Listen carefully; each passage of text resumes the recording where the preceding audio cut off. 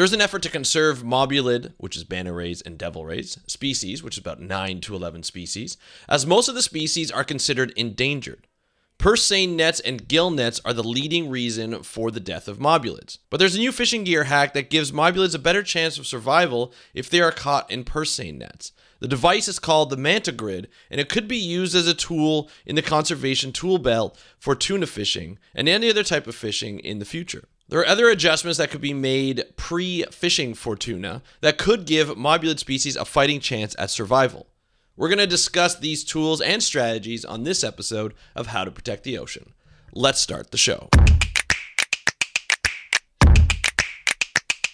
Hey everybody, welcome back to another exciting episode of the How to Protect the Ocean podcast. I am your host, Andrew Lewin, and this is the podcast where you find out what's happening in the ocean, how you can speak up for the ocean, and what you can do to live for a better ocean. On today's episode, we're going to be talking about the ocean. We're talking about one of those major iconic species, the manta ray, along with other rays, such as the devil rays, that are also within this family of species called the mobulids.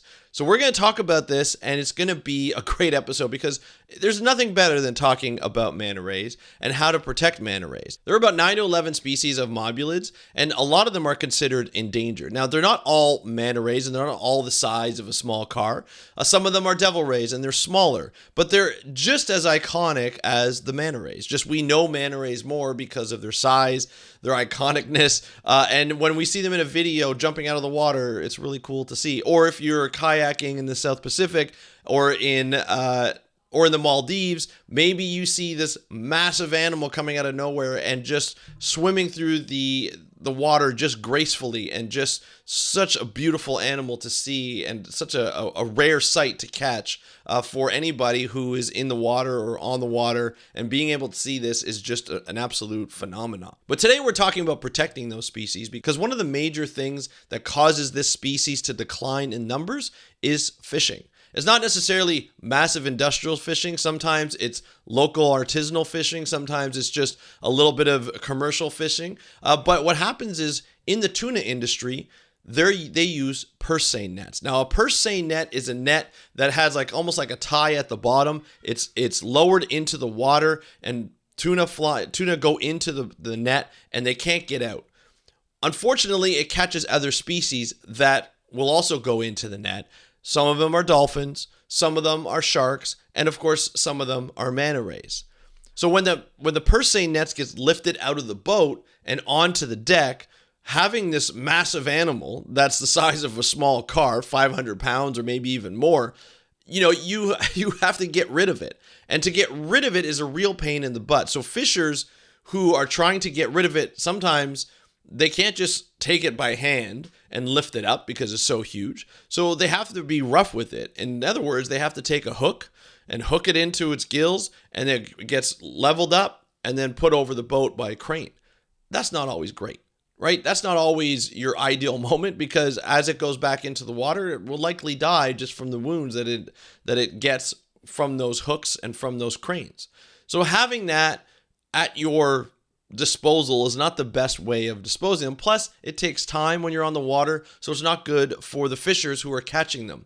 They don't want to injure these animals. They don't want to catch these animals. So how do they get rid of these animals? How do they not catch them in the first place? Or how can they dispose of them when they're over the water and they don't even have to bring it onto the deck? That would be great for fishers. That would be great for the manta rays and conservationists who want to protect the manta rays. But how do we do that? Enter a device called the Manta grid.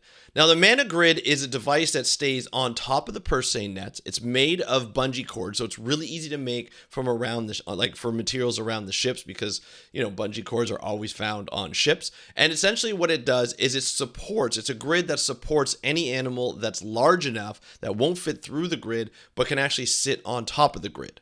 So it's easier for the mobulid or the manta ray to return into the water. So as they take a crane and bring the net out of the water, they see, oh, hold on a second, there's a massive manta ray that's about to enter, that wants to enter the net or is getting caught in this. Let's just kind of shift it over into the water and just let it kind of swim away. Now, there was a pilot study that was conducted to find out the effectiveness of the Manta grid, and it actually worked.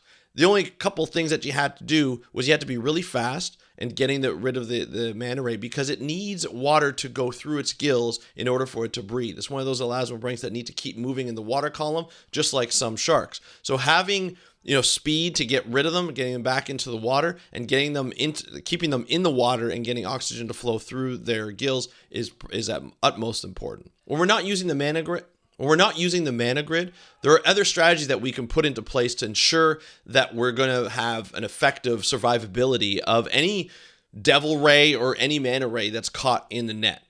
So for instance, the spine-tail devil rays had a 90% survivability, which is a smaller size animal, but a 90% survivability without rough handling. The benfin devil ray had a 10% survivability without rough handling if it's caught in a net. And Oceania manta rays and sicklefin devil rays, which are larger rays, have 50% survivability, which is much higher than the previous without the rough handling. Other solutions that you can use before the fishing even happens is to avoid setting nets or adjust the net depth if a mobulid has been seen in the area. So having spotters, meaning using drones or using a helicopter beforehand, that are a lot of times used to hunt or to find tuna, can actually be used to say, hey, there's a manta ray or some kind of ray in the area. Let's adjust our height of putting the purse seine net into the water column. So don't put it at such a low depth, or you can put it in different areas for the time being until that ray is put out. This is an interesting one because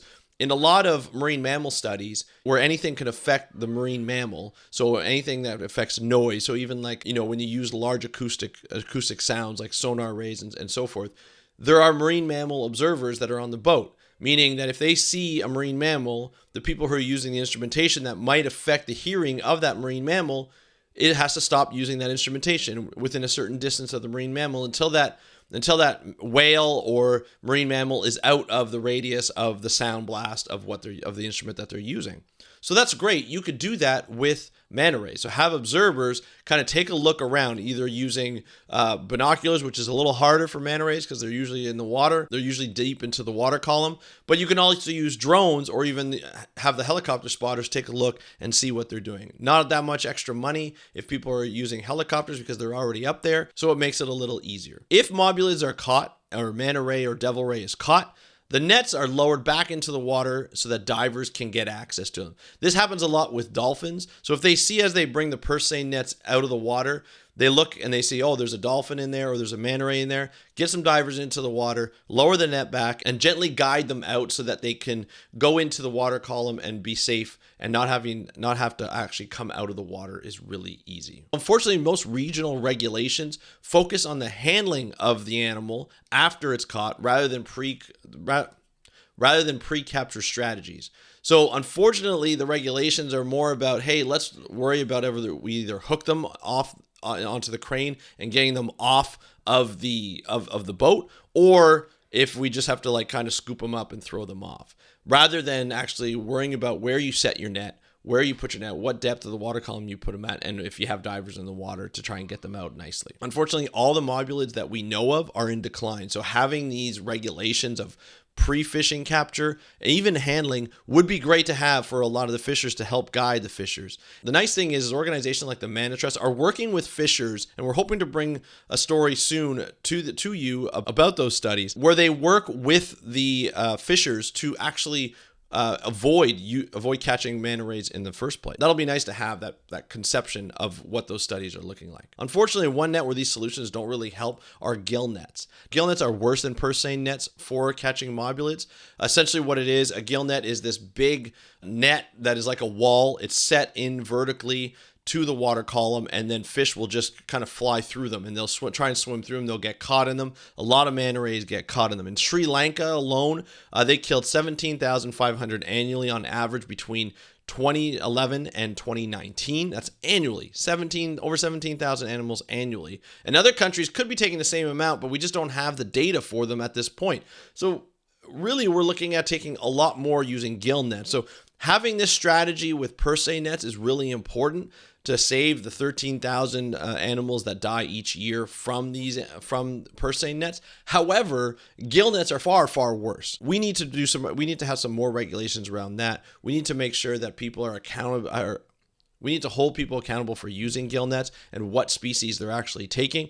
And the first real thing that we need to do is we need to make sure we get numbers of how many manta rays are actually getting caught within these nets. This is something that we need to get on as soon as possible, and supporting places like the Manta Trust or other organizations that support manta ray research and mobulid research is extremely important. That's it for this episode of the How to Protect the Ocean podcast. I want to find out what you think about these types of strategies. Do you think they'll work? Do you think they won't work? Do you think it should be implemented in regulations where the pre-fishing capture should be implemented? I would love to hear from you. You can leave a comment in the description below, or if you're listening to the audio podcast, you can get a hold of me by DMing me on Instagram.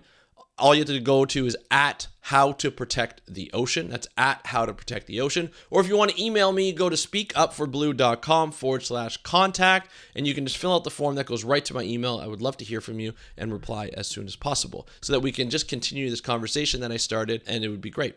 By the way, this story was found in Manga Bay News, one of my favorite places to find ocean stories. If you want to find more stories like that, just go to mangabay.com. This is not sponsored by them. I just love their site, and I always mention it because they're amazing. So anyway, that's it for today's episode of the How to Protect the Ocean podcast. Thank you so much for listening. I'm your host, Andrew Lewin. Have a great day. We'll talk to you next time, and happy conservation.